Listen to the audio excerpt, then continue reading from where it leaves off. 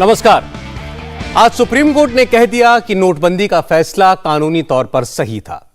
सरकार ने पूरे विचार विमर्श के बाद आरबीआई से सलाह मशवरा करने के बाद नोटबंदी का फैसला लिया था। सुप्रीम कोर्ट की कॉन्स्टिट्यूशनल बेंच ने कहा कि नोटबंदी के फैसले में किसी किस्म से संवैधानिक प्रक्रिया को बाईपास नहीं किया गया। अब बीजेपी कोर्ट के इस फैसले को अपनी जीत और कांग्रेस की हार बता रही है और राहुल गांधी से अपने बयानों के लिए माफी मांगने की मांग कर रही है। दूसरी तरफ कांग्रेस कोर्ट के फैसले को सिर्फ नोटबंदी का कानूनी पक्ष बता रही है। कांग्रेस बीजेपी से पूछ रही है कि नोटबंदी अगर सही थी तो क्या देश में ब्लैक मनी खत्म हो गया? अगर नोटबंदी सही थी तो क्या करेंसी का सर्कुलेशन कम हो गया? नोटबंदी सही थी तो बेरोजगारी क्यों बढ़ गई? कांग्रेस इन सवालों के जवाब मांग रही है। 6 साल के बाद नोटबंदी के फैसले पर सियासत क्यों हो रही है? सुप्रीम कोर्ट ने अपने फैसले में कहा क्या है? किन किन सवालों पर अदालत ने विचार किया और किस न्यायाधीश ने नोटबंदी के सवाल पर अपने फैसले में क्या कहा? आज इन सवालों के जवाब आपको मिलेंगे आज की बात में। आज सुप्रीम कोर्ट की 5 जजों की संवैधानिक पीठ ने नोटबंदी की वैधानिकता पर 4-1 के बहुमत से फैसला सुनाया। सुप्रीम कोर्ट में जस्टिस अब्दुल नजीर की अध्यक्षता वाली बेंच के सामने नोटबंदी की वैधता को चुनौती देने वाली 58 पिटीशंस थीं। बेंच ने इन पिटीशंस को क्लब किया और इन पिटीशंस के 6 सवालों पर विचार करने के बाद आज डिटेल्ड फैसला सुनाया। बड़ी बात यह है कि justice Abdul Nazeer, justice B R. Gavai, justice A S. Bopanna और जस्टिस वी. रामासुब्रमण्यन ने नोटबंदी के फैसले को कानूनी तौर पर सही बताया और यह भी कहा कि नोटबंदी के फैसले से पहले सलाह मशवरा किया गया और कानूनी प्रक्रिया के तहत ही सरकार ने नोटबंदी का फैसला किया। हालांकि बेंच की एक जज जस्टिस बी.वी. नागरत्ना की राय अलग थी। जस्टिस नागरत्ना का कहना था कि नोटबंदी के फैसले में पार्लियामेंट के जरिए ही निर्णय लिया जाना चाहिए था। सरकार ने जो नोटिफिकेशन जारी किया वो ठीक नहीं था। हालांकि अदालत ने यह भी क्लियर कर दिया कि नोटबंदी के जो ऑब्जेक्टिव्स थे उन्हें हासिल किया जा सका या नहीं, इसका इस फैसले से कोई लेना देना नहीं है। असल में अदालत ने सुनवाई के दौरान सिर्फ 6 पॉइंट्स विचार के लिए तय किए थे। केंद्र सरकार को नोटबंदी का हक है या नहीं? सुप्रीम कोर्ट ने कहा कि आरबीआई एक्ट की धारा 26(2) का कोई उल्लंघन नहीं हुआ है। सरकार को नोटबंदी करने का हक है। दूसरा सवाल यह था कि सरकार का 8 नवंबर 2016 का नोटिफिकेशन कानूनी तौर पर सही है या नहीं है? अदालत ने माना यह सही है। सरकार को नोटिफिकेशन जारी करने का हक है। तीसरा सवाल यह था कि नोटबंदी पर सरकार ने आरबीआई से सलाह मशवरा किया था या नहीं?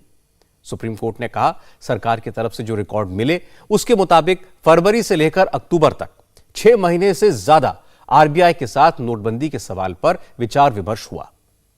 चौथा सवाल यह था कि नोटबंदी के फैसले की प्रक्रिया में कमी है या नहीं है? अदालत ने सारे रिकॉर्ड देखने के बाद माना कि सरकार ने पूरी कानूनी प्रक्रिया का पालन किया। इसके बाद सुप्रीम कोर्ट ने अपने इस फैसले में यह भी कहा कि नोटबंदी के फैसले में सरकार की नीयत ठीक थी। चूंकि कोर्ट ने सरकार के नोटबंदी के फैसले को सही ठहराया है, सरकार की नीयत को सही बताया है, तो बीजेपी इसे अपनी जीत बता रही है। सुप्रीम कोर्ट के फैसले के बाद रविशंकर प्रसाद ने कहा कि अब राहुल गांधी को देश से माफी मांगनी चाहिए, जो पानी पी पी कर प्रधानमंत्री को कोसते थे, विदेशों में जाकर नोटबंदी के फैसले पर सवाल उठाते थे। कितना बड़ा तूफान हंगामा खड़ा किया गया था कांग्रेस पार्टी ने डिमोनेटाइजेशन को लेकर के। यह सिर्फ यही नहीं हुआ था, राहुल गांधी विदेश में भी जाते थे तो इसी के बारे में बोलते थे। ये जो हमारे कांग्रेस के बंधु लेड बाय राहुल गांधी बार बार ये हल्ला करते थे, तो कभी आप समझने की कोशिश करते हैं क्या? क्योंकि राहुल गांधी जी के बारे में मैं एक बात कहूंगा, वो समझते हैं तभी जब कोर्ट का फैसला होता है, उसके पहले वो नहीं समझते। और मैं आपको एग्जांपल देता हूं, राफेल पर क्या क्या नहीं कहा उन्होंने। 19 का पूरा चुनाव जिस तरीके से उन्होंने हमारे प्रधानमंत्री के बारे में अपशब्द शर्मनाक कहे, उसको हम रिपीट नहीं कर सकते हैं। देश जनता ने जवाब दिया। जब सुप्रीम कोर्ट का फैसला आया तो ठंडे हो गए। और याद करिए, इन लोगों ने मिडिलमैन किकबैक्स को प्रोत्साहन देने के लिए भारत की वायुसेना को वर्षों तक नया प्लेन नहीं आने दिया था। राहुल गांधी जी से एक सवाल, आपने देश भर में जो कैंपेन किया नोटबंदी के खिलाफ, आप सॉरी बोलेंगे? हालांकि संवैधानिक पीठ में शामिल जस्टिस बीवी नागरत्ना ने इस फैसले पर असहमति जताई। जस्टिस नागरत्ना ने नोटबंदी की प्रोसेस को गलत ठहराया है। जस्टिस नागरत्ना का कहना था कि नोटबंदी संसद से कानून बनाकर लागू की जानी चाहिए थी। 500 और 1000 के सभी नोटों पर बैन को उन्होंने गैर कानूनी बताया। जस्टिस नागरत्ना ने कहा कि 98% नोटों का एक्सचेंज हुआ। इससे लगता है कि नोटबंदी का मकसद पूरा नहीं हुआ, लेकिन कोर्ट इस आधार पर फैसला नहीं कर सकती। हालांकि जस्टिस नागरत्ना ने यह भी कहा कि नोटबंदी का फैसला लिया जा चुका है, लिहाजा इस पर अब एक्शन नहीं लिया जा सकता। जस्टिस नागरत्ना ने नोटबंदी के फैसले में सरकार की नीयत को सही ठहराया। उन्होंने कहा कि इससे सरकार ब्लैक मनी और टेरर फंडिंग पर रोक लगाना चाहती थी। कांग्रेस पार्टी जस्टिस नागरत्ना की असहमति को ही अपनी जीत बता रही है। जयराम रमेश ने कहा कि अब तो साफ हो गया है कि नोटबंदी का फैसला तुगलकी फरमान था। नोटबंदी के चक्कर में जो बर्बादी हुई, अर्थव्यवस्था उससे अब तक नहीं उबर पाई है। इसलिए प्रधानमंत्री नरेंद्र मोदी को देश से माफी मांगनी चाहिए। सुप्रीम कोर्ट का निर्णय सिर्फ नोटबंदी के प्रक्रिया पर है, परिणाम पर नहीं। अगर माफी मांगनी है किसी को, प्रधानमंत्री को मांगनी है, क्योंकि 8 नवंबर 2016 को जो उन्होंने तुगलकी निर्णय लिया, लाखों एमएसएमई का विनाश हुआ, इनफॉर्मल सेक्टर का विनाश हुआ, लाखों परिवारों की रोजगार गई और हमारे अर्थव्यवस्था पर जो नकारात्मक असर हुआ, आज भी हम भुगत रहे हैं। अगर माफी मांगनी है, so called father of new India को मांगना है। जस्टिस बीवी नागरत्ना की असहमति को अब कांग्रेस सुप्रीम कोर्ट के फैसले के खिलाफ सियासी हथियार के तौर पर इस्तेमाल कर रही है। सुप्रीम कोर्ट के फैसले के बाद पूर्व वित्त मंत्री पी चिदम्बरम ने एक के बाद एक कई ट्वीट किए और इन ट्वीट्स में जस्टिस नागरत्ना की असहमति को सरकार की हथेली पर चांटा बताया। केंद्रीय मंत्री राजीव चंद्रशेखर ने चिदम्बरम के ट्वीट को शर्मनाक कहा। राजीव चंद्रशेखर ने कहा कि यह कांग्रेस की पुरानी आदत है कि झूठ को इतने जोर से और इतनी बार बोलो कि वो सच लगने लगे। नोटबंदी के मामले में कांग्रेस यही कर रही है, लेकिन अब यह फॉर्मूला चलेगा नहीं। कांग्रेस एक्सपोज हो चुकी है। ये एक महायुद्ध था ब्लैक मनी के अगेंस्ट, और वही लोग ब्लैक मनी से जो पले हुए थे, जो ब्लैक मनी पर डिपेंड करते थे सालों से, वही लोग ने इसको ओपोज किया था। और उन्होंने 6 साल तक एक ऐसा मिस इन्फॉर्मेशन कैंपेन लोगों को भड़काने के लिए ट्राई किया था कि आज मैं बहुत खुश हूं कि सुप्रीम कोर्ट ने उस झूठ कैंपेन पर एक तरह से एक चैप्टर एंड करवा दिया है आज। और तो ये कांग्रेस का एक पॉलिटिक्स और राजनीति का इनका एक तरह से एक सिग्नेचर थीम है कि वो झूठ कहते हैं और झूठ बोलते रहते हैं, और लोगों के भड़काने की राजनीति उनके खून में है। और वो उनका एक तरह से एक सोल कैंपेन स्ट्रैटेजी वही है कि झूठ बोलो और ज्यादा झूठ बोलो।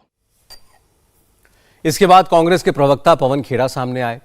पवन खेड़ा ने कहा कि सुप्रीम कोर्ट ने नोटबंदी के कानूनी पहलू पर फैसला दिया है, नोटबंदी के नतीजों के बारे में कुछ नहीं कहा।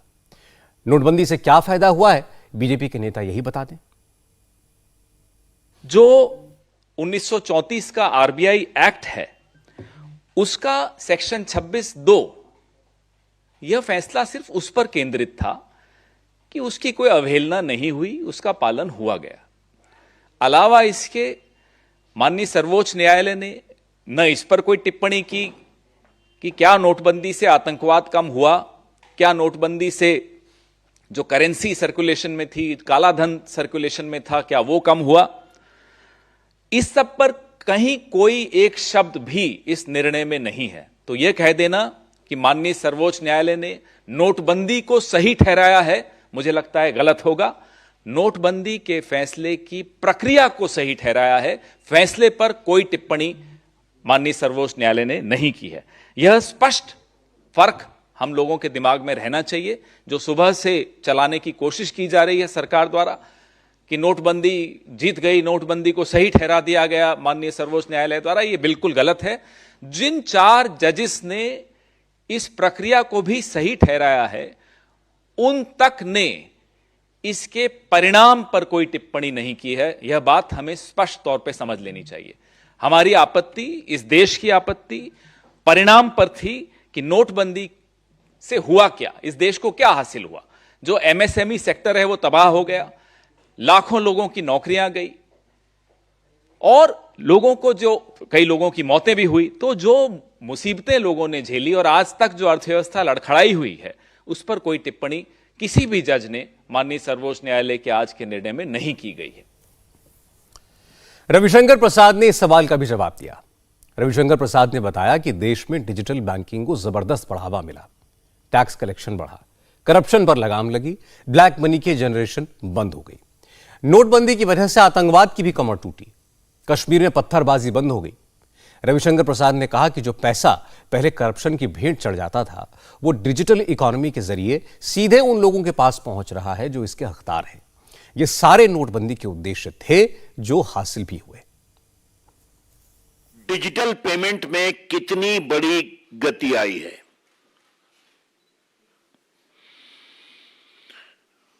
अक्टूबर 2022 यानी सिर्फ 1-1.5 महीना पहले भारत में 730 करोड़ डिजिटल ट्रांजैक्शन हुआ, वर्थ 12 लाख करोड़। इसका मतलब समझा जाता है क्या? आज भारत डिजिटल पेमेंट में दुनिया का एक नेता बना है। 16-17 में लगाया गया था। मैं आपको कुछ 3-4 एग्जाम्पल दूंगा, ज्यादा नहीं दूंगा।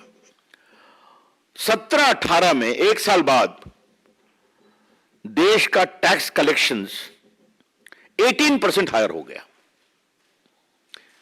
It was 10.3 lakh crore the very next year. अब तो और बड़ा है। टेररिज्म, फेक करेंसी, क्या पाठक को हुर्रियत का दफ्तर बंद हो गया ना श्रीनगर में? बंद हो गया कि नहीं? पत्थरबाजी खत्म हो गई। पत्थरबाजी ये आपके सामने है। पीएफआई के खातों को बंद करना, एक्शन लेना। तो टेररिज्म की रीढ़ को तोड़ने में नोटबंदी ने बहुत बड़ा काम किया है। रविशंकर प्रसाद और बीजेपी के तमाम नेता सुप्रीम कोर्ट के फैसले का हवाला देकर नोटबंदी को फायदेमंद बता रहे थे, सरकार की बड़ी उपलब्धि बता रहे थे। तो असदुद्दीन ओवैसी ने कहा कि जब इतना बड़ा काम किया है, इतना अच्छा काम किया है, तो फिर सरकार 8 अक्टूबर को नोटबंदी दिवस घोषित क्यों नहीं कर देती? अगर बीजेपी को इस फैसले पर इतना गुरूर है, तो 6 साल से बीजेपी के नेता नोटबंदी का नाम लेने से घबराते क्यों हैं? हम आपके जरिए से देश के प्रधानमंत्री से बोल रहे हैं कि क्यों नहीं आप डिमोनेटाइजेशन डे मनाइए ना, मनाइए डिमोनेटाइजेशन डे। आपने कहा था कि ब्लैक मनी खत्म हो गया, सेलिब्रेट क्यों नहीं कर रहे? अगर डिमोनेटाइजेशन सक्सेस था तो हम चैलेंज कर रहे बीजेपी से, चलिए आप सक्सेस और मानते तो मनाइए ना, क्यों नहीं मनाते आप? नोटबंदी दिवस मनाइए ना, क्यों नहीं मनाते आप? क्योंकि भारत के प्रधानमंत्री को मालूम कि नोटबंदी से महिलाएं, daily veg workers, handicraft artisans, plumbers, drivers, electricians, plumbers, masons, ये सब बर्बाद हो गए। इसका सोशल पॉलिटिकल रिस्पांसिबिलिटी देश के प्रधानमंत्री और उनकी सरकार पर आयद होती है डिमोनेटाइजेशन के ऊपर। अब आप सुप्रीम कोर्ट के फैसले को लेकर आप बाजा बजाइए। नोटबंदी दिवस क्यों नहीं मनाती बीजेपी? मनाइए ना, चलिए। अजीम प्रेमजी यूनिवर्सिटी की रिपोर्ट बोल रही है कि 50 लाख लोगों की नौकरी चले गई, 100 लोग मर गए। आज कितनी करेंसी सर्कुलेशन में है? 32.18 लाख करोड़ करेंसी सर्कुलेशन में है, जब 17.97 लाख करोड़ थी। और 99.30% डीमोनेटाइज पैसा जो हुआ तो सिस्टम में वापिस आ गया। अब ये क्या है बताओ आप? ये बात सही है कि देश में अचानक हुई नोटबंदी से लोगों को बहुत परेशानी हुई थी, बैंकों के सामने लाइनें लग गई थी। कांग्रेस और दूसरे विपक्षी दल लोगों को वही तस्वीरें याद करवाकर मोदी के खिलाफ नोटबंदी को मुद्दा बनाने की कोशिश करते हैं। लेकिन यह भी सही है कि नोटबंदी जैसा कठोर फैसला करना आसान नहीं था। यह एक अलोकप्रिय फैसला था, इसे मोदी जैसा नेता ही कर सकता था। आज सुप्रीम कोर्ट ने भी कहा कि सरकार की नीयत साफ थी, नीयत में कोई खोट नहीं था और सरकार ने कानूनी प्रक्रिया का पालन भी किया। इसीलिए बीजेपी कह रही है कि नीति भी सही थी, नीयत भी साफ थी। अब विपक्ष ये पूछ रहा है कि नोटबंदी की नीति सही थी तो इसका फायदा बताइए। क्या ब्लैक मनी खत्म हुआ? क्या करेंसी कम हुई? बीजेपी जवाब में बता रही है कि नोटबंदी ने आतंकवाद पर प्रहार किया, कश्मीर में पत्थरबाजी बंद हो गई, आतंकियों का राशन पानी बंद हो गया। इस पर फारूक अब्दुल्ला और महबूबा मुफ्ती पूछ रहे हैं कि अगर नोटबंदी इतनी प्रभावी थी तो फिर जम्मू कश्मीर में आतंकवादी हमले कैसे हो रहे हैं? इसके लिए उदाहरण दिया जा रहा है जम्मू में हुए आतंकी हमले का, जहां आधार कार्ड देखकर, पहचान सुनिश्चित करके चुन चुन कर हिंदुओं को गोलियों से भून दिया गया।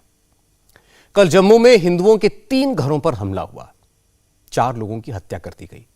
और आज जब इन परिवारों के साथ संवेदना जताने लोग जुटे, टारगेटेड किलिंग्स का विरोध कर रहे थे, उसी वक्त एक आईईडी ब्लास्ट हुआ जिसमें 2 बच्चों के चीथड़े उड़ गए, 5 लोग गंभीर रूप से घायल हुए। जिस वक्त आईईडी ब्लास्ट हुआ उस वक्त हिंदुओं के टारगेटेड किलिंग्स के खिलाफ डांगरी में एक प्रोटेस्ट चल रहा था। बड़ी संख्या में लोकल लोग जुटे थे। तभी एक जोरदार धमाका हुआ। ब्लास्ट में 2 छोटे छोटे बच्चों की मौत हो गई। जिन बच्चों की मौत हुई है वो चचेरे भाई बहन हैं। एक 4 साल का विहान और दूसरी 7 साल की उसकी बहन सानवी। राजौरी के डांगरी में आज जैसे ही यह आईईडी ब्लास्ट हुआ, अफरा तफरी मच गई। ब्लास्ट की चपेट में कई लोग आ गए, कई लोग बुरी तरह जख्मी हो गए। इसमें 3 बच्चे हैं। पुलिस ने लोकल लोगों की मदद से घायलों को हॉस्पिटल पहुंचाया। लेकिन हैरानी की बात यह थी कि कल से ही इस इलाके में पुलिस के साथ साथ दूसरी सिक्योरिटी एजेंसीज के जवान मौजूद थे। पूरे इलाके में सर्च ऑपरेशन चल रहा था, लेकिन इस आईईडी के बारे में किसी को भनक तक नहीं लगी। जबकि अब दावा किया जा रहा है कि जिन आतंकियों ने कल 4 हिंदुओं की हत्या की थी, उन्हीं दहशतगर्दों ने आईईडी प्लांट किया था। मकसद सिक्योरिटी फोर्सेस के बड़े बड़े अफसरों और नेताओं को टारगेट करना था। आतंकवादी जानते थे कि हमले के बाद पुलिस और आर्मी के अफसर यहां आएंगे, बड़े बड़े नेता आएंगे, उस वक्त ब्लास्ट होने से नुकसान ज्यादा होगा, इसलिए एक बोरे के नीचे आईईडी को प्लांट कर दिया। जम्मू के एडीजीपी मुकेश सिंह ने कहा कि उस पूरी वारदात में 2 आतंकियों के शामिल होने की जानकारी मिली है। सिक्योरिटी एजेंसियां अपना काम कर रही हैं। इस तरह की कायराना हरकत को अंजाम देने वाले बचेंगे नहीं। आज सुबह जब तलाशी चल रही थी तब एक और यहाँ पे धमाका हुआ। ऐसा लगता है कि आईईडी बहुत तरीके से किसी बोरे के नीचे प्लांट की गई थी, जिसके अंदर धमाका हुआ। मामले की जांच चल रही है। हमने पूरे एरिया को कॉर्डन किया हुआ है। आर्मी, सीआरपीएफ, पुलिस सभी ने एरिया को कॉर्डन किया हुआ है और तलाशी अभियान जारी है। ज़्यादा जानकारी तलाशी अभियान के बाद दी जाएगी। कितने लोग हो सकते हैं इसमें? अभी तक क्या 2 आतंकियों की जानकारी अभी मिली है, जो स्थानीय लोगों ने बताया है। 2 आतंकी मौजूद थे। सर, ये वही लोग हैं जिन्होंने पहले भी राजौरी में ये कहना भी मुश्किल है। आज सुबह से ही डांगरी इलाके में मातम का माहौल था। कल शाम करीब 7 बजे आतंकवादी एक घर में घुसे, लोगों से उनके आधार कार्ड मांगे और जब यह पक्का हो गया कि यह घर हिंदुओं का है तो आतंकवादियों ने उन पर ताबड़तोड़ फायरिंग कर दी। इसके बाद दहशतगर्दों ने आसपास के 2 और घरों में आधार कार्ड देखकर ऐसा ही मौत का खेल खेला। इस हमले में 4 लोगों की मौत हो गई, 6 लोग घायल हो गए। इलाके के लोग इस घटना से दुखी तो हैं लेकिन नाराज भी हैं। इसलिए आज चारों डेड बॉडीज को लेकर सड़क पर रखकर डांगरी गांव के लोग प्रोटेस्ट कर रहे थे।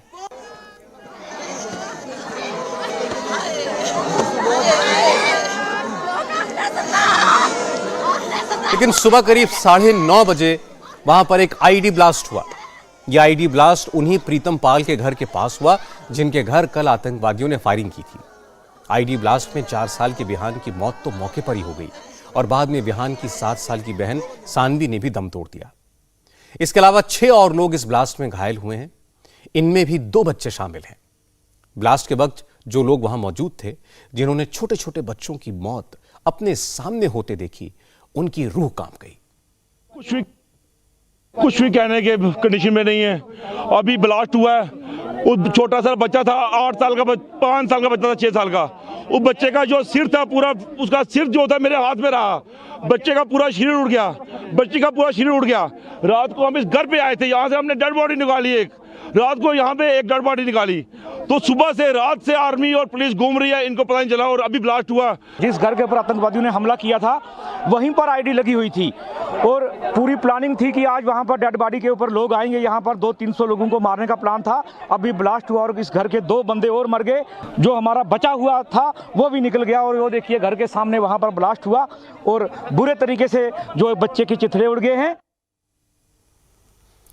राजौरी के डांगरी गांव में जिन घरों में आतंकवादियों ने अंधाधुंध फायरिंग की, हिंदुओं को निशाना बनाया, उन घरों की तस्वीरें आप देखेंगे तो आपको अंदाजा लग जाएगा कि आतंकवादियों ने कल वहां कैसे धुआंधार फायरिंग की थी।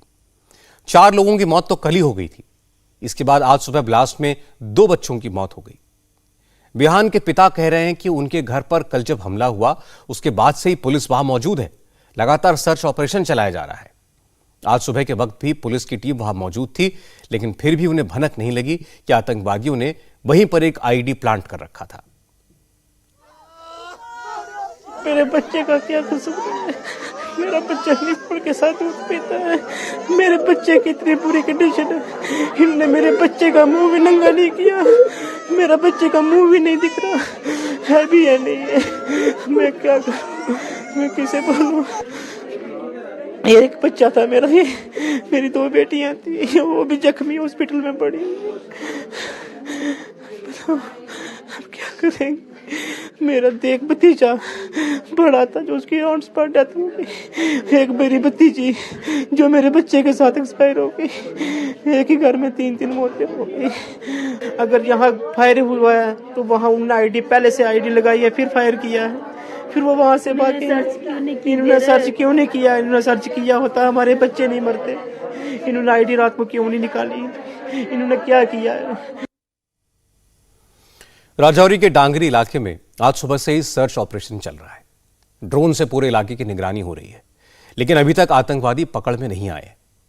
आज जम्मू कश्मीर के लेफ्टिनेंट गवर्नर मनोज सिन्हा खुद स्पॉट पर गए जहां पर आतंकियों ने हमला किया था। उनके साथ जम्मू कश्मीर के डीजीपी दिलबाग सिंह थे। इससे पहले मनोज सिन्हा और दिलबाग सिंह उन परिवारों से भी मिले जो आतंकी हमले का शिकार हुए हैं। प्रशासन ने इन परिवारों को 10-10 लाख रुपए का मुआवजा देने का ऐलान किया है, जिन्होंने इस आतंकी हमले में अपने परिजनों को, अपने किसी मेंबर को खोया है। साथ ही यह वादा भी किया है कि परिवार से एक मेंबर को सरकारी नौकरी दी जाएगी। मनोज सिन्हा ने इन परिवारों को भरोसा दिलाया है कि इस आतंकी हमले के पीछे जो भी लोग हैं उनसे हिसाब बराबर किया जाएगा। मैंने व्यक्तिगत रूप से उन लोगों से बातचीत की है। ये पता है कि मौत का कोई मुआवजा नहीं होता, प्रशासन का अपना धर्म है। जो व्यवस्थाएं हैं उनका पूरा इस्तेमाल करके उन परिवारों की देखभाल हम लोग करेंगे। सरकारी नौकरी भी देंगे, आर्थिक मुआवजा भी देंगे। कुछ कंसर्न्स उन लोगों ने उठाए हैं, उन कंसर्न्स को भी हम हल करेंगे। अभी एक सिक्योरिटी की भी मीटिंग की गई है। 2-3 फैसले हम लोगों ने किए हैं। एक तो इस मामले की गंभीरता से जांच और तह तक पहुंचना, क्योंकि ये नापाक कोशिश से फिर से वो स्थिति लाने की वो किसी हाल में नहीं होने दिया जाएगा। कुछ लोगों ने सवाल उठाया लैप्सेस का, तो उसके लिए एक इंक्वायरी गठित करके पता करेंगे। जिन लोगों ने भी इस घटना को अंजाम दिया है पूरा हिसाब बराबर किया जाएगा। 14 घंटे के अंदर आतंकवादियों ने एक ही जगह पर 2 बार अटैक किया। जम्मू कश्मीर पुलिस पर इसे लेकर सवाल उठ रहे हैं। इलाके के लोगों का कहना है कि अगर पुलिस ज्यादा सतर्क होती तो आईडी ब्लास्ट को टाला जा सकता था। इसे लेकर एक इंक्वायरी का ऑर्डर तो हो गया है, लेकिन जम्मू कश्मीर के डीजीपी ने कहा कि इस हमले के पीछे जो भी आतंकवादी हैं, पुलिस जल्द उनका सफाया करेगी। अनफॉर्चुनेट वाक़ा पेश आया है और हमारे नुकसान इस वाक़ा में हुआ है। बड़ा ही कायराना तरह का हमला है और इस कार्रवाई के बाद पुलिस सिक्योरिटी फोर्सेस अपना काम कर रही हैं, देख रहे हैं कि उन तक कैसे पहुंचा जाए। और हमारी कोशिश है कि जो दुश्मन है उनका जल्द से जल्द सफाया हो। हम लोग अभी परिवारों के साथ अपनी हमदर्दी पेश करने के लिए आए थे। हमने अपनी हमदर्दी पेश की है, इनके साथ अपनी सब लोगों ने मिला है अभी, और हमारी यही कोशिश है कि परिवारजन अपने प्रियजनों का जो है, जिनकी जानें गई हैं, उनका संस्कार हो जाए और अमन के साथ ये लोग अपने घरों में रहें। बाकी सुरक्षा की जितनी ज़रूरतें हैं उनको फिर से रिव्यू किया जाएगा और जहाँ जहाँ ज़रूरत है सुरक्षा की और भी जो है वो इंतजाम किए जाए। जम्मू में हिंदुओं की टारगेटेड किलिंग से लोगों में जबरदस्त नाराजगी है। लोकल लीडर्स दुख की घड़ी में पीड़ित परिवारों से मिलने के लिए आ रहे हैं। आज बीजेपी के नेता रविंद्र रैना डोंगरी गए। उन्होंने ये कहा कि इस पाप के पीछे पाकिस्तान है और पाकिस्तान को इसकी कीमत चुकानी पड़ेगी। चुन चुन कर यहाँ दूर दराज के अंदर रहने वाले लोगों को निशाना बनाया जा रहा है।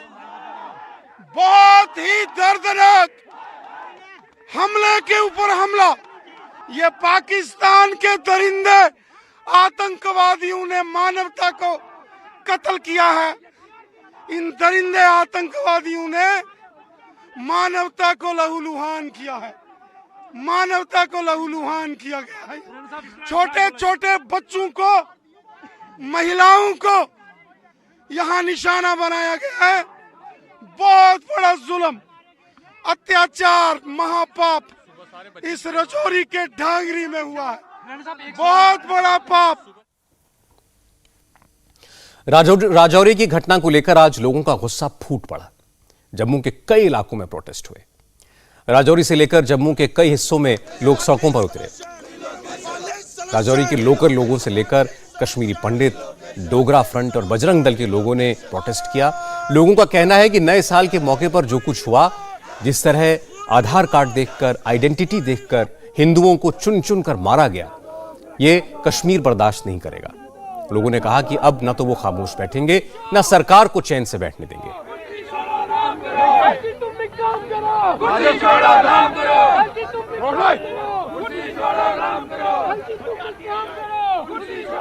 ये जो जिहाद है, जिहाद ये रेस्ट ऑफ द इंडिया में भी फैलेगा। कश्मीरी पंडित इसका अलार्म बहुत पहले दे चुका था। कश्मीरी पंडित ये अलार्म लगातार दे रहा है। जो वहां पे सिलेक्टिव टारगेट किलिंग हुई रजौरी में, हम उनके साथ शाना ब शाना खड़े हैं और उसी के शिकार कश्मीर घाटी में कश्मीरी पंडित लगातार होता आ रहा है। और ये बोलते हैं कि रिलीजियस किलिंग नहीं है। आप आई कार्ड देखते हो, आधार कार्ड देखते हो, उसके बाद उसे आप मारते हो। क्या ये इंसानियत को तार-तार नहीं करती है?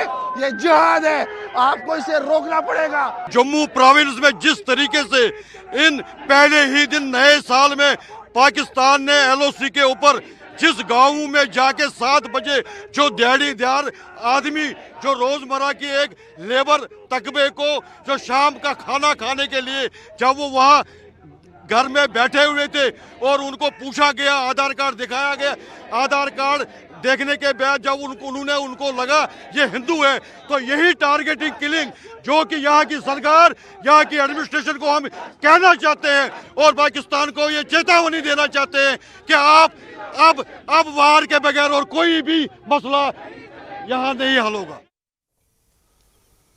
चूंकि लोग नाराज हैं, खौफनाक आतंकी हमला हुआ है, विपक्ष के लिए सरकार को घेरने का इससे अच्छा मौका नहीं हो सकता।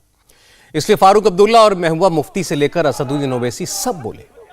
सब ने यही कहा कि सरकार तो कहती है आतंकवाद खत्म हो गया, आतंकवाद की कमर टूट गई। अगर ये ठीक है तो जम्मू के 4 बेगुनाहों को किसने मारा? फारूक अब्दुल्ला ने कहा कि जम्मू में जो हुआ उसके लिए वो लोग जिम्मेदार हैं जो देश में नफरत फैला रहे हैं। देखिए, ये बहुत ही दुख की बात है कि आतंकवाद अभी भी इस रियासत में चल रहा है।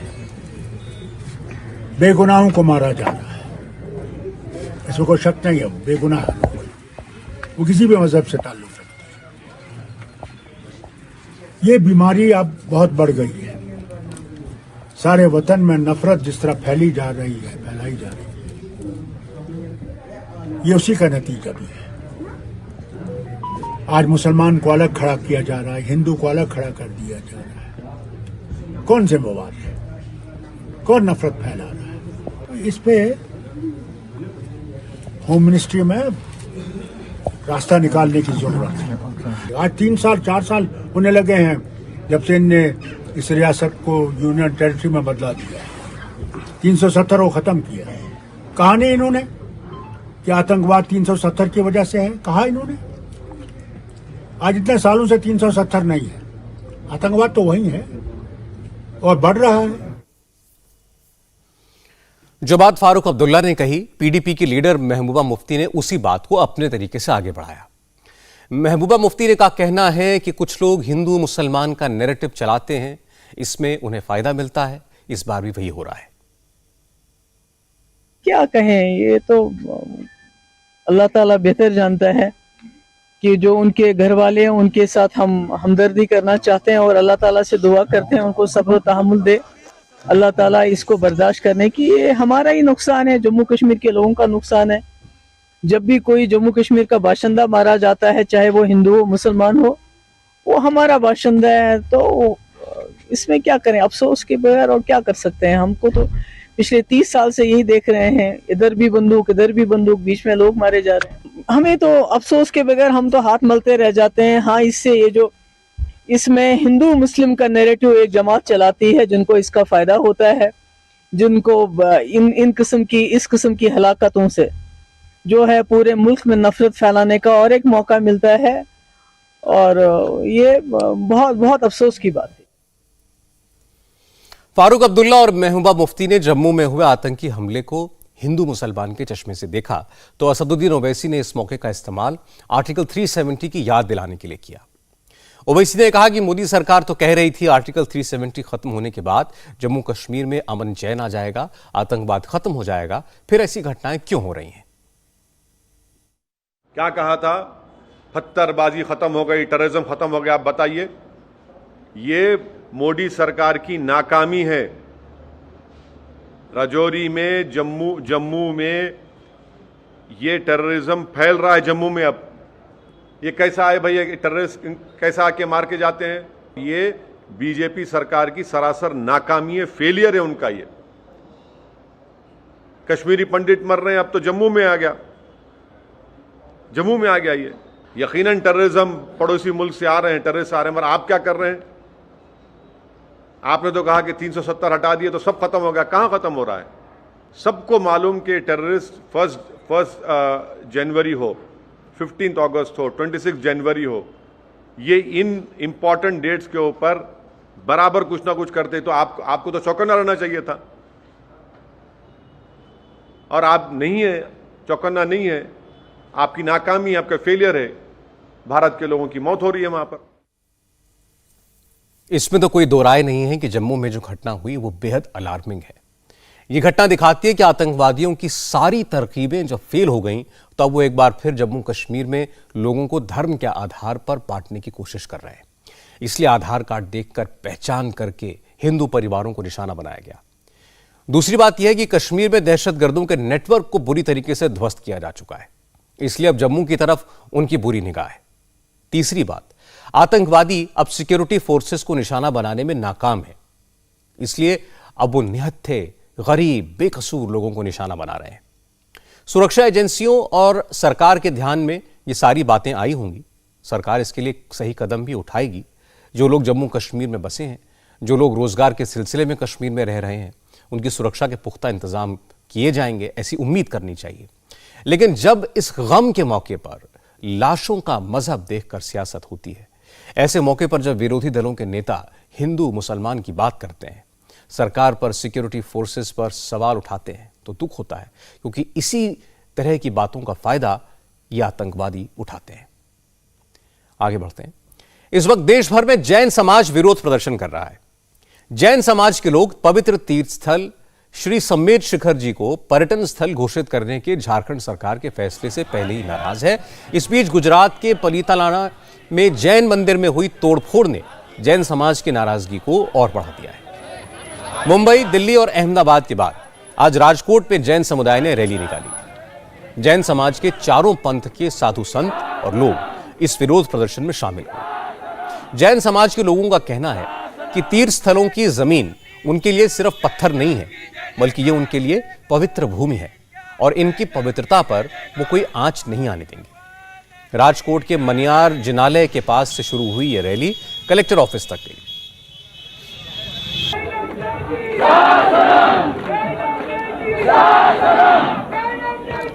जैन समाज के लोगों ने विदिशा में भी विरोध प्रदर्शन दिखाया। कलेक्ट्रेट में डीएम के जरिए प्रधानमंत्री नरेंद्र मोदी और होम मिनिस्टर अमित शाह के लिए ज्ञापन सौंपा गया।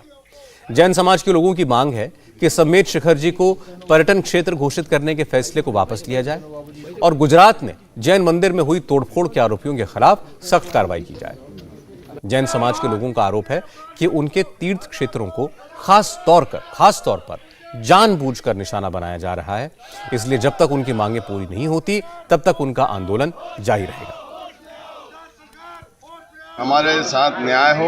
हमारे तीर्थ क्षेत्र ना तो मछली पालन के लिए हैं और ना मुर्गी पालन के लिए हैं, ना वहाँ पर शराबियों के लिए कोई जगह है और ना मांसाहारियों को कोई जगह है। इसलिए हमारी भावनाओं को केंद्र सरकार समझे और तत्काल जो निर्णय इन्होंने लिया है पर्यटन स्थल का, उसको वापस किया जाए। कुछ दिनों पहले सम्मेद शिखर को पर्यटन केंद्र के रूप में घोषणा की गई है, जिसमें केंद्र सरकार और झारखंड सरकार दोनों इसमें शामिल है। इसके विरोध में अखिल भारतीय स्तर पर विरोध प्रदर्शन हुआ है। दिल्ली में भी बहुत बड़ा प्रदर्शन हुआ। दुर्भाग्य से उस प्रदर्शन को गंभीरता से न लेते हुए उस पर लाठीचार्ज भी किया गया। इसी बीच में पालीताना में जैन मूर्तियों के साथ तोड़फोड़ की गई है। पालीताना भी उतना ही महत्वपूर्ण स्थान है जितना महत्वपूर्ण सम्मेद शिखर है, और इस प्रकार के जो तीर्थ स्थानों के साथ ये जो बातें हो रही हैं और उनका जो पवित्रता नष्ट करने का जो प्रयास किया जा रहा है, इसके लिए जैन समाज आंदोलित है, आक्रोशित है। आंदोलन यहीं नहीं रुकेगा, ये आंदोलन आगे भी चलेगा। श्री सम्मेद शिखर को टूरिस्ट प्लेस घोषित करने को लेकर पिछले कई दिनों से जैन समाज के लाखों लोग अलग अलग शहरों में प्रदर्शन कर रहे हैं। कल मुंबई, अहमदाबाद और दिल्ली में जैन समाज के लोगों ने जबरदस्त प्रदर्शन किया। दिल्ली में प्रगति मैदान से लेकर इंडिया गेट तक रैली निकाली गई। ये लोग राष्ट्रपति से मिलकर उन्हें ज्ञापन देना चाहते थे। असल में गिरिडीह की पारसनाथ पहाड़ी को झारखंड सरकार ने पर्यटन स्थल घोषित किया है। यह सिर्फ पहाड़ी नहीं है, यह इलाका दुनिया भर में फैले जैन समुदाय के लोगों का सबसे पवित्र तीर्थ स्थल है। यह श्री सम्मेद शिखर तीर्थ के नाम से जाना जाता है। श्री सम्मेद शिखर तीर्थ जैन समुदाय के 24 में से 20 तीर्थंकरों की निर्माण भूमि है। झारखंड सरकार ने इसे टूरिस्ट प्लेस घोषित कर दिया। जैन समुदाय के लोग इस पर नाराज हैं, उन्हें इस पर एतराज है। उनका कहना है कि तीर्थ क्षेत्र पर्यटन स्थल बनेगा तो यहां होटल बनेंगे, व्यावसायिक गतिविधियां बढ़ेंगी। लोग यहां साधना के लिए नहीं आएंगे, घूमने फिरने मौज मस्ती के लिए आएंगे तो यहां की पवित्रता भंग होगी। तीर्थ स्थल के इलाके में अनैतिक गतिविधियां होंगी।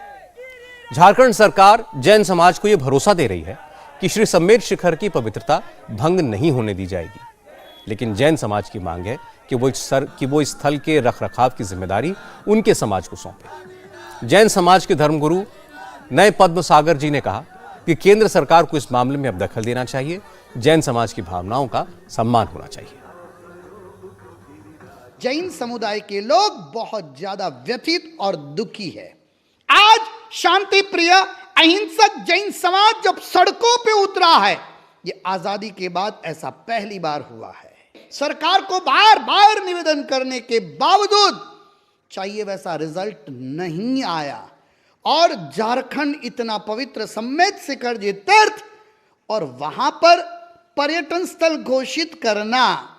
पर्यटन स्थल का अर्थ है आओ, खाओ, पियो, मौज मजा करो और आनंद पूर्वक घर चले जाओ।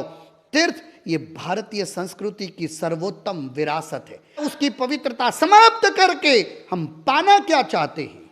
ये बहुत गलत हो रहा है, और किसी की धार्मिक आस्थाओं को ठेस पहुंचाना ये देश का संविधान कतई नहीं कहता। इसलिए हमारा निवेदन है कि जल्दी से जल्दी ये पवित्रता को पुनः प्रस्थापित करने के ठोस कदम उठाने चाहिए। हमें विश्वास है कि दोनों तीर्थों की रक्षा के लिए सरकार अच्छा कदम उठाएगी, और ये सरकार बहुत धर्मप्रिय है। प्रधानमंत्री नरेंद्र मोदी जी मैं व्यक्तिगत रूप से मानता हूं और जानता हूं वो बहुत ही पवित्र आत्मा है। उनकी भावना के साथ हम बिल्कुल सहमत हैं, और आज राष्ट्र जिस तरह से अध्यात्म में आगे बढ़ रहा है उसका सर्वाधिक श्रेय प्रधानमंत्री नरेंद्र मोदी जी को जाता है। और उनके नेतृत्व में देश में जब अलग अलग सरकारें कार्य कर रही है तो अवश्य इसके अंदर उत्तम और श्रेष्ठ कार्य होगा, ऐसा हमें पूर्ण विश्वास है। बड़ी बात यह है कि अब तक जो लोग सिर्फ मुसलमानों के नेता बनते थे, आज वो जैन समाज के साथ खड़े दिखाई दिए।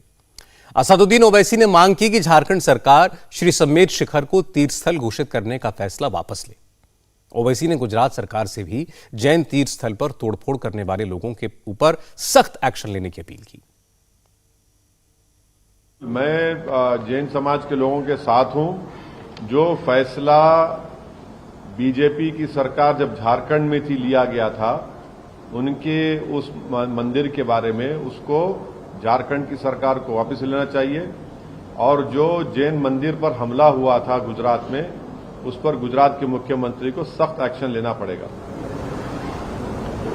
वजह क्या आप बता रहे हैं? आप अपनी तरफ से क्या सोच रहे हैं? अरे वजह भाई उनका रिलीजियस प्लेस है, वहां पर आप शूटिंग कर रहे हैं।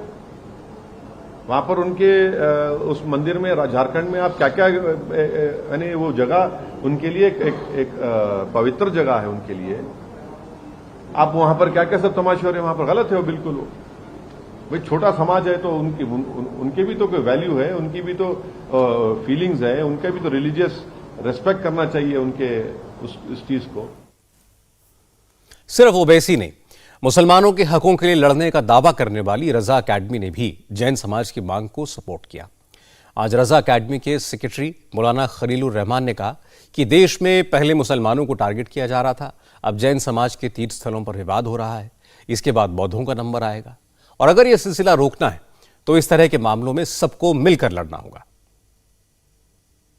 हम उसको कंडेम करते हैं और उनको फौरन हम जैन समाज के साथ हैं और जल्द से जल्द जिन लोगों ने अपमान किया उनको सलाखों के पीछे होना चाहिए। हम वही कह रहे हैं ना कि भाईचारे का मतलब भी यही है कि हम एक दूसरे का एहतराम करें, हम जो है एक दूसरे मज़हब का एहतराम करें, इज़्ज़त करें कि उनके जो है जो देवी देवता हैं या उनके जो है मतलब धर्म गुरु हैं उनकी हम इज़्ज़त करें, ये हमारा फ़र्ज़ है और हम जो है हमारा मज़हब यही सिखाता है।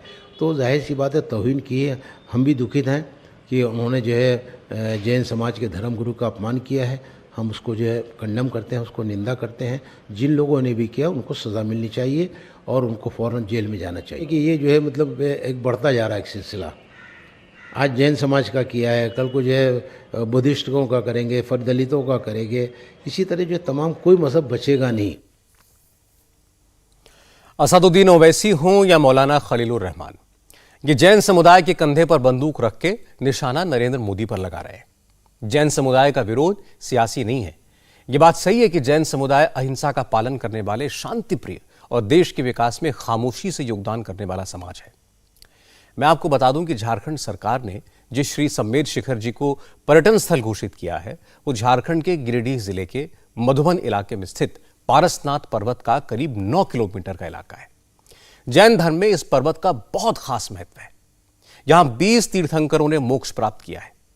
मान्यता यह है कि जो भी इंसान यहां मनोयोग से पूजा प्रार्थना करता है उसे मोक्ष की प्राप्ति होती है। इसलिए जैन समाज नहीं चाहता कि ऐसे पवित्र स्थल का लोग पिकनिक बनाने के लिए इस्तेमाल करें, यहां पर्यटन के लिए जाएं। झारखंड की सरकार को जैन समाज की भावनाओं का ख्याल रखना चाहिए। इसके साथ साथ गुजरात में जहां जैन मूर्तियों के साथ बेअदबी हुई वो भावनगर जिले का शत्रुंजय तीर्थ है।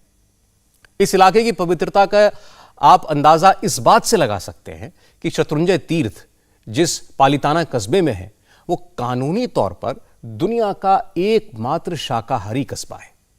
पालिताना में पर्वत शिखर पर 863 भव्य खूबसूरत जैन मंदिर हैं। शत्रुंजय तीर्थ को शाश्वत तीर्थ कहा जाता है। इस तीर्थ को प्रथम तीर्थंकर श्री ऋषभदेव प्रभु ने 99 बार पावन किया है। ऐसा पवित्र स्थान और ऐसी जगह पर जब कोई गलत हरकत करेगा तो जैन समाज की भावनाएं आहत होंगी, ये स्वाभाविक है। इसलिए सरकार को जैन समुदाय की मांगों पर जरूर गौर करना चाहिए और उन्हें जल्द से जल्द पूरा करना चाहिए। दिल्ली में एक 20 साल की बेटी को दरिंदों ने गाड़ी से टक्कर मारी। लाश को गाड़ी से लटकाकर 12 किलोमीटर तक सड़क पर घसीटते रहे।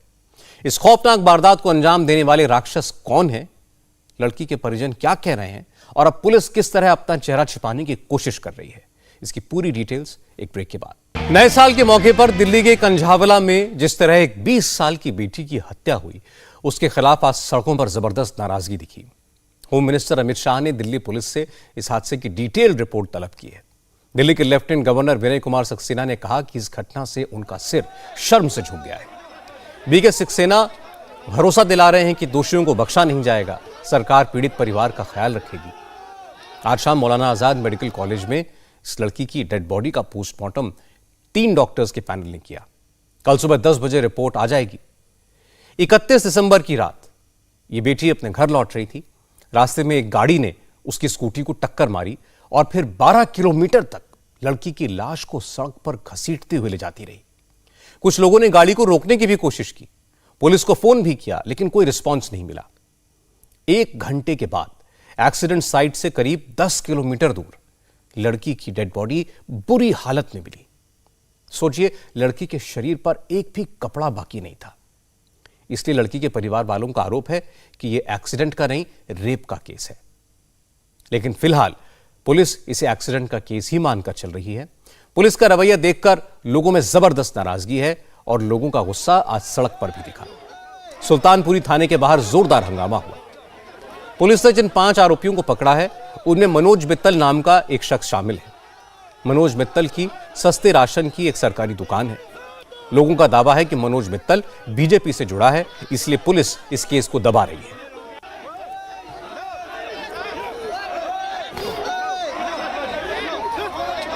मामला बहुत गंभीर है, लड़की की हत्या का केस था, इसलिए आम आदमी पार्टी ने तुरंत विरोध प्रदर्शन शुरू कर दिए। आम आदमी पार्टी की विधायक राखी बिरलान लोगों को सांत्वना देने पहुंची तो प्रदर्शनकारी महिलाओं ने राखी बिरला की गाड़ी को ही घेर लिया।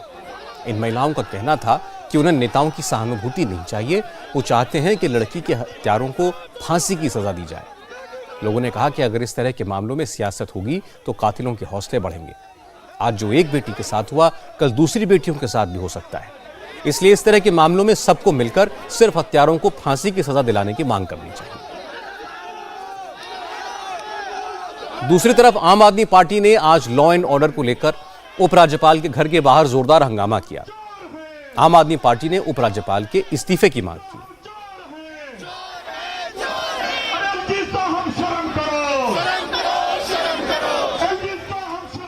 वहीं लड़की की मां का कहना है कि उनकी अपनी बेटी के साथ आखिरी बार रात 9 बजे बात हुई थी। इसके बाद बेटी का फोन स्विच ऑफ हो गया। मां ने बताया कि बेटी ने काफी कपड़े पहने हुए थे, लेकिन जब बॉडी मिली तो उस पर एक कपड़ा नहीं था।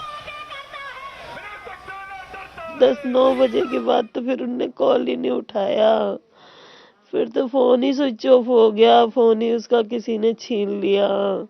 मेरे को बस इंसाफ चाहिए, मेरे को कुछ मांगनी चाहिए, मेरी बेटी और मुझे मेरी बेटी का इंसाफ, मेरी बेटी के इंसाफ चाहिए। बस मुझे यही अपील है सरकार से, और उन लोगों को सजा होनी चाहिए जिससे भी मेरी बेटी ने इतना गलत करा है, जिसने भी मेरी बेटी के साथ इतना गलत करा, उनके साथ भगवान बहुत ही बुरा होगा जिन्होंने मेरी बेटी इस तरीके से मारी है।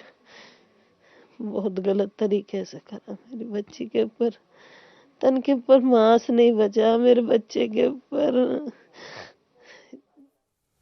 लड़की के परिवार वालों की नाराजगी पुलिस के रवैये पर है।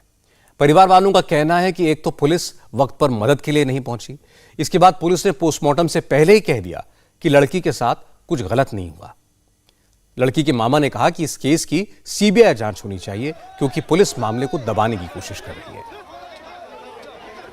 उस लड़की के साथ कुछ गलत नहीं हुआ, जहाँ तक कि अभी उसका कोई पोस्टमार्टम नहीं हुआ, कोई एमएलसी नहीं, कुछ नहीं हुआ, तो प्रशासन ऐसे कैसे कह देगा कि मतलब कि रिपोर्ट आने से पहले ही कह दिया है कि ये कुछ नहीं हुआ। हम कहते हैं 100% उसके साथ कुछ ना कुछ गलत हुआ है। ये निर्भया से मिलता जुलता केस है। हम चाहते हैं इस केस की छानबीन सीबीआई को सौंपी जाए और जो मुजरिम है उनको सख्त से सख्त सजा दी जाए।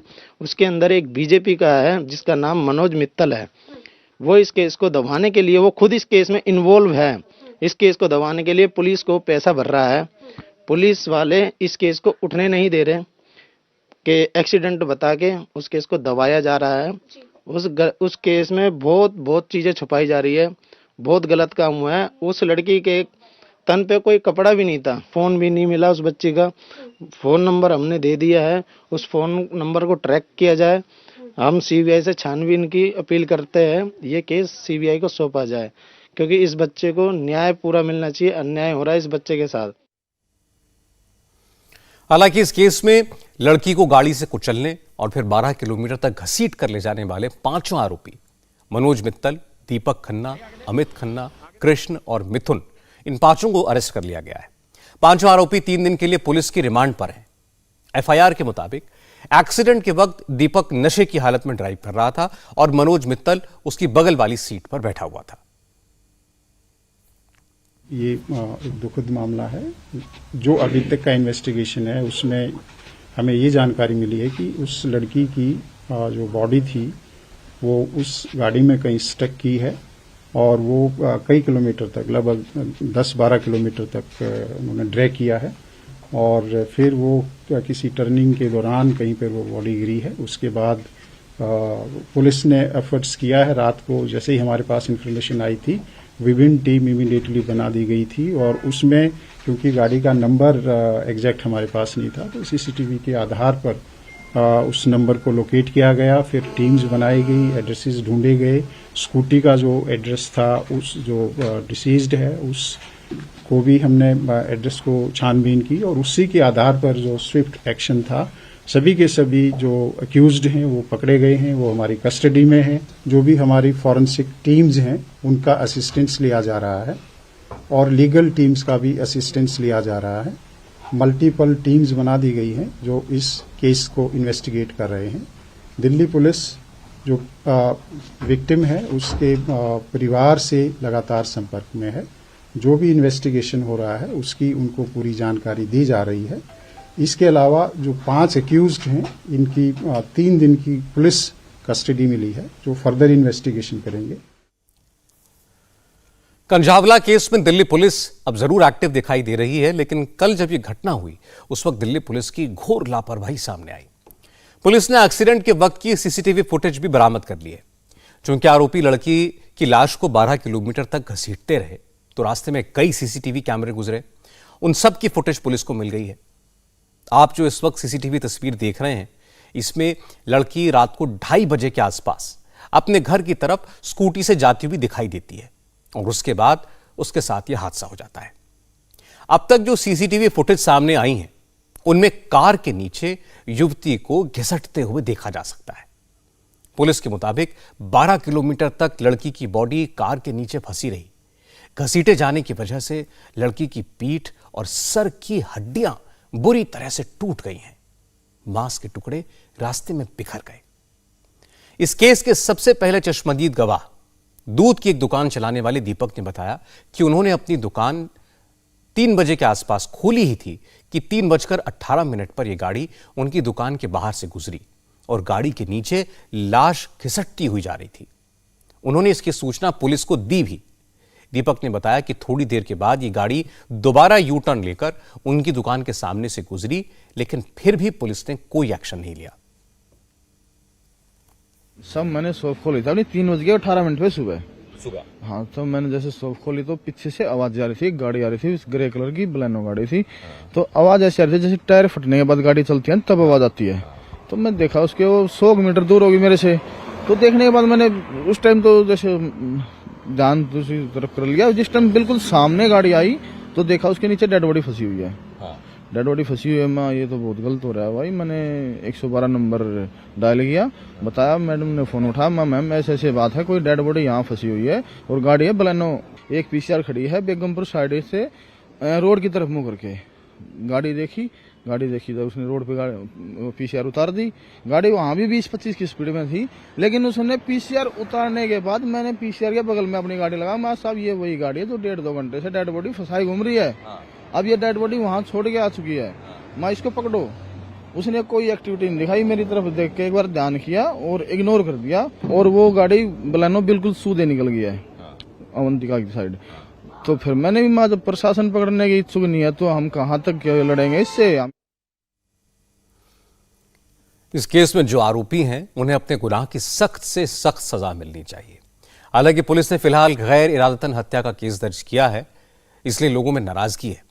दलील यह दी जा रही है कि गाड़ी में तेज म्यूजिक बज रहा था, आरोपी नशे में थे, इसलिए उन्हें पता ही नहीं चला कि एक्सीडेंट के बाद लड़की उनकी गाड़ी के नीचे है, गाड़ी में फंसी हुई है और वो लड़की की लाश को सड़क पर घसीटते रहे। ये बात गले नहीं उतरती। घटना की पूरी सीसीटीवी फुटेज सामने आ चुकी है। हत्यारों ने लोगों के रोकने के बावजूद गाड़ी नहीं रोकी, इसलिए गैर इरादतन हत्या का केस हल्का लगता है। और पुलिस के रवैये पर भी सवाल जायज है, क्योंकि पीसीआर कॉल की गई थी। अभी आपने चश्मदीद की बात सुनी। दावा किया जा रहा है कि गश्त करने वाले 2 पुलिस वालों ने भी लड़की की लाश को गाड़ी से घिसटते हुए देखा, लेकिन न पीसीआर कॉल पर कोई रिस्पॉन्स मिला, न गश्त करने वाले पुलिस वाले रुके। इसलिए पुलिस की लापरवाही है, इसमें कोई दो राय नहीं है। लड़की की जान तो वापस नहीं आ सकती, इसलिए कम से कम उसके हत्यारों को सख्त से सख्त सजा दिलाकर उस लड़की को, उस बेटी को और उसके परिजनों को न्याय तो दिलाया जा सकता है। लड़की के पिता की मौत हो चुकी है। लड़की की मां की दोनों किडनियां खराब हैं, वो बीमार रहती हैं। परिवार में 2 छोटे भाई बहन हैं। ये बेटी अपने परिवार का इकलौता सहारा थी, इसलिए सरकार को इस परिवार की हर मुमकिन मदद करनी चाहिए। मुंबई में तुनिशा के सुसाइड केस में आज एक जबरदस्त ट्विस्ट आया। शिजान के परिवार वालों ने आज तुनिशा के परिवार पर इल्जाम लगाए। इसकी पूरी डिटेल आपको देंगे एक ब्रेक के बाद। टीवी एक्टर तुनिशा के सुसाइड केस में आज एक बड़ा ट्विस्ट आया। शिजान खान के वकील ने आज वसई कोर्ट में बेल एप्लीकेशन फाइल की और इसके बाद शिजान का पूरा परिवार आज सामने आया और तुनिशा की मां और उसके मामा के हर आरोप का एक एक करके जवाब दिया। हर एंगल पर केस की जांच की जा रही है। शिजान के परिवार का दावा है कि तुनिशा तो खुद अपनी मां से ही परेशान थी।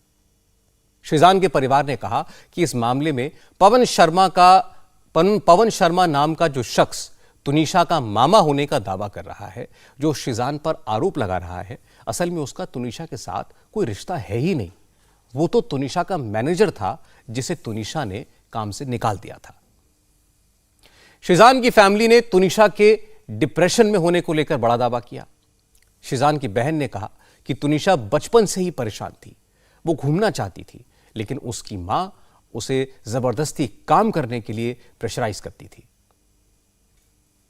के डिप्रेशन का कारण उसके बचपन का चाइल्डहुड ट्रॉमा है। वो बचपन से उस ट्रॉमा को लेती आ रही है। एक 20 साल का बच्चा 10 साल के दिमाग के साथ वो उस ट्रॉमा को बैगेज के साथ खींचती आई है। काश के उसको काम पे फोर्स पे नहीं, काम के लिए फोर्स ना किया जाता, उसको ब्रेक दिया जाता, उसका प्रॉपर ट्रीटमेंट किया जाता, तो शायद आज तुनिशा शर्मा हमारे बीच होती। 13 सितंबर को हम यही क्लेरिफाई करने गए थे कि आंटी ऐसा क्यों है, आप तुनिशा पे ध्यान क्यों नहीं दे रहे हो। तो वहां पे उन्होंने ये चीज एक्सेप्ट की थी कि संजीव के साथ वो है, संजीव कौशल के साथ वो है, और हाँ मुझसे गलती हुई है कि मैंने तुनिशा पे ध्यान नहीं दिया है, मैं तुनिशा को नेग्लेक्ट करती आई हूँ। ये उन्होंने हमारे सामने बैठ के कन्फ्रंट किया है। तुनिशा की मां का आरोप है कि शिजान के परिवार ने तुनिशा के धर्म परिवर्तन की कोशिश की, उसे हिजाब पहनाया, उसे उर्दू सिखाई। इसके जवाब में शिजान की फैमिली ने कहा कि जिस फोटो को दिखाकर यह बताया जा रहा है कि उसने हिजाब पहना है, वो फोटो शूट के वक्त की है। उस फोटो में दिखता है कि वो गणेश चतुर्थी की पूजा हो रही थी, लेकिन उसके बाद तुनिशा का हिजाब वाला सीन होना था, जो सीरियल के 21 एपिसोड में टेलीकास्ट हुआ था। जो पिक्चर सर्कुलेट हो रही है वो ये पिक्चर है, जो कि आप देख सकते हो। तुनिशा की प्रोफाइल से पोस्ट की गई है। ये वो एपिसोड का है जो एपिसोड टेलीकास्ट हुआ है, एपिसोड 21 14 सितंबर। यहाँ क्लियरली लिखी है। और क्योंकि बैंक होता है और हम लोग टेलीकास्ट शूट पहले करते हैं, बाद में टेलीकास्ट आता है, तो ये टेलीकास्ट डेट इधर है और ये एपिसोड का है। सो इसको जो उनके मामा बोल रहे हैं पवन शर्मा जी कि उनको हिजाब पहना दिया गया था, दिस इज द प्रूफ। ये हिजाब चैनल की तरफ से पहनाया गया है, हमारी तरफ से नहीं।